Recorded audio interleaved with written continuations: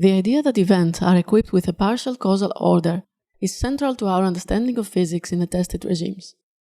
Whether we're trying to explain scenarios of classical physics or what happens in a quantum experiment, pinning down the causal ordering of the events is a synonym to understanding. Given a set of random events, they may occur in a different causal order. Each causal order implies different constraints on the possible correlations between the events. However, much like other variables, causal order itself could be random. That is, different causal orders could occur with different probabilities. Although this is still compatible with definite causal order, little has been understood about the constraints that causality imposes on the correlations in this case. This is mainly because the order of events generally could be dynamical. That is, a given event could influence the order in which other events occur in the future. The current theory of causality assumes a fixed causal order between events. Here, we develop a formal theory of causality compatible with dynamical causal order in the multipartite case. First, let us define those events. Imagine a party. No, not such a party, but a party like Alice inside a laboratory.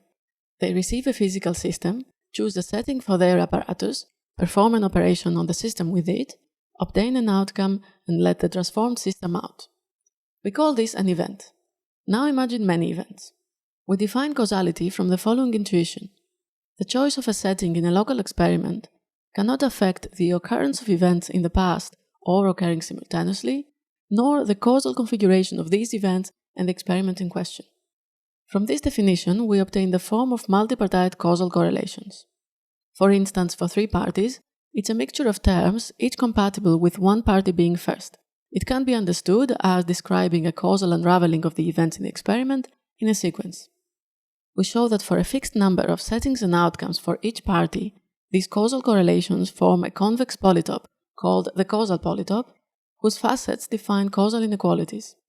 If we assume that quantum theory holds for each local experiment, but assume nothing about the causal order between the experiments, then the theoretically possible correlations can be described using a process matrix, something analogous to a quantum state.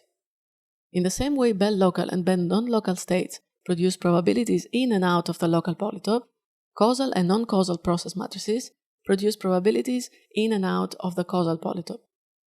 We then investigate the relationship between two classes of process matrices. The causal ones are all those that can only produce causal correlations, and causally separable are those that have a causal unraveling in which the underlying processes are themselves quantum processes. We show that these are a subset of causal by an example of a causal but not causally separable process matrix. Now there's a twist. Some causal or causally separable process matrices can become non-causal or non-causally separable if the parties are supplied with entangled ancillas. But there is a subset of the process matrices which cannot be activated in this way. We call them extensively causal or causally separable, meaning that the respective property remains under extension with arbitrary input ancillas. We characterize the tripartite extensively causally separable processes in terms of simple conditions on the form of the process matrix. We show that processes obtained by classically controlled quantum circuits are extensively causally separable, and conjecture that the reverse also holds. Finally, here is a summary of the different classes of causal and causally separable quantum processes that we have developed and how they relate to each other in the bipartite and the multipartite case.